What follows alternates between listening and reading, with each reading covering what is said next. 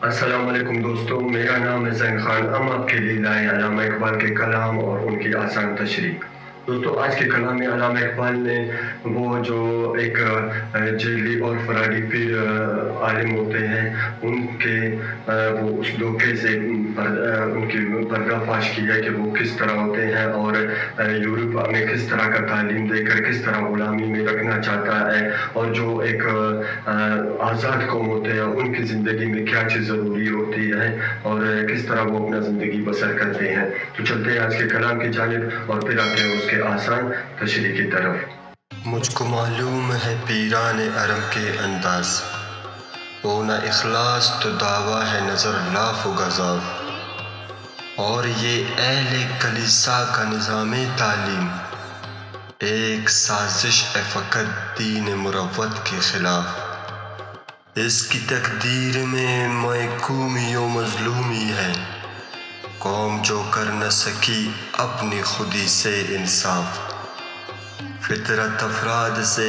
اغماض بھی کر لیتی ہے، کبھی کرتی نہیں ملت کے گناہوں کو معاف۔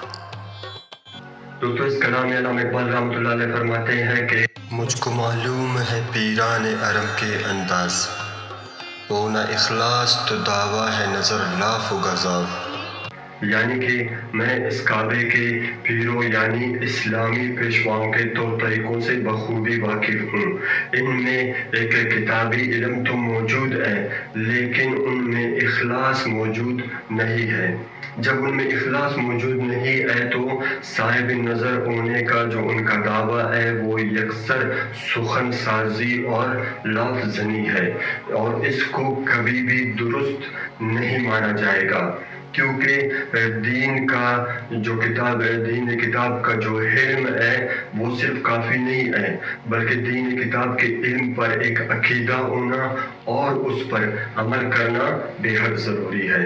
پھر اس کے بعد کہتے ہیں کہ اور یہ اہل کلیسا کا نظام تعلیم ایک سازش ہے فقط دین مروت کے خلاف، یعنی کہ یہ عیسائیوں نے یورپ نے جو تعلیم کا نظام بنا رکھا ہے اور جو ایجوکیشن سسٹم انہوں نے متعارف کرائی ہے، اس کے متعلق اتنا ہی کہا جا سکتا ہے کہ وہ دین اور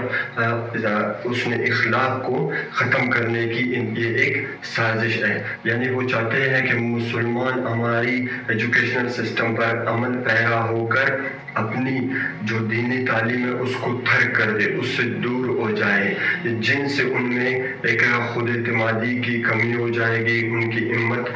جواب دے جائے گی، ان کے حوصلے پست ہو جائیں گے اور وہ ہمارے غلام اور محکوم بن کر رہیں گے۔ اور اسی لیے انگریز چاہتے ہیں کہ ہمارا ایجوکیشن اگر سسٹم متعارف ہو جائے تو یہ دونوں چیزیں یعنی دین اسلام اور اس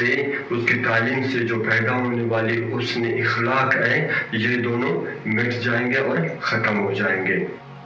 پھر اس کے بعد کہتے ہیں کہ اس کی تقدیر میں محکومی و مظلومی ہے، قوم جو کر نہ سکی اپنی خودی سے انصاف، یعنی جو قوم اپنے خودی سے انصاف نہ کر سکا اور اپنے جوہر سے آشنا نہ ہوا اور اس خودی کی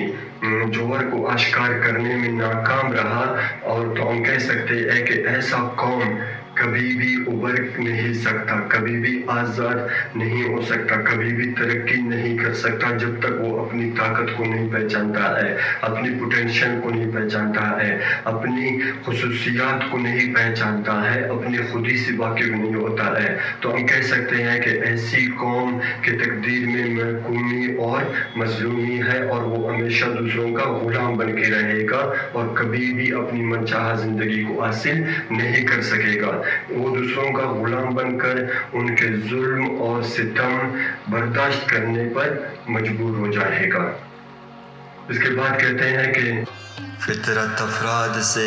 اغماض بھی کر لیتی ہے، کبھی کرتی نہیں ملت کے گناہوں کو معاف، یعنی اگر کسی فرد میں کوئی ایک گناہ پائی جاتی ہے تو قدرت اس سے چشم پوشی کر لیتا ہے، یعنی اس ایک گناہ کو معاف کر لیتا ہے۔ لیکن اگر ایک قوم بیک وقت کسی ایک گناہ کا مرتکب ہوتا ہے، یعنی کسی ایک گناہ میں ڈوب جاتا ہے، تو ایسے قوم کو اللہ تعالیٰ کبھی معاف نہیں کرتے، اس کو سزا ضرور دیتے ہیں۔ اور اللہ تعالیٰ نے قرآن میں کئی قوموں کا عالم سے بیان کیا ہے، جیسے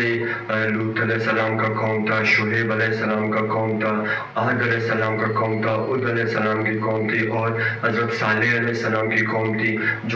جو پوری قوم ایک ہی گناہ کا مرتکب ہوا تو اللہ تعالیٰ نے ان کو سزا دیا۔